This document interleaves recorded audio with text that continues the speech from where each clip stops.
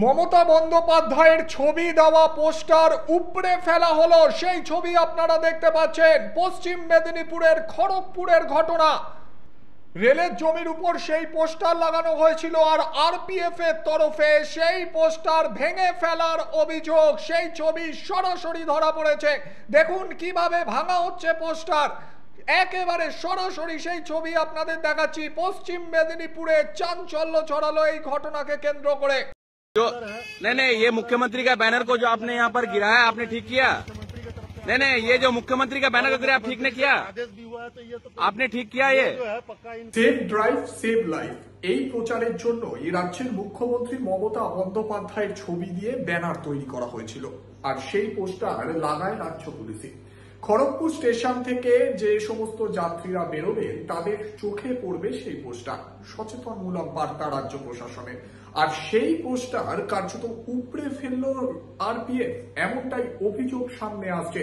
একটি video viral হয়েছে। সেই ভিডিওতে দেখা যাচ্ছে মমতা বন্দ্যোপাধ্যায়ের সেই বড় হোর্ডিং বা ব্যানার, সেটাকে কার্যত খুলে ফেলা হচ্ছে। এই ঘটনাকে কেন্দ্র করে তীব্র চাঞ্চল্য ছড়ায় পশ্চিম মেদিনীপুরের খড়গপুরে ছুটে আসেন পুলিশের আধিকারিকরা, ছুটে আসেন স্থানীয় তৃণমূল নেতৃত্বরা।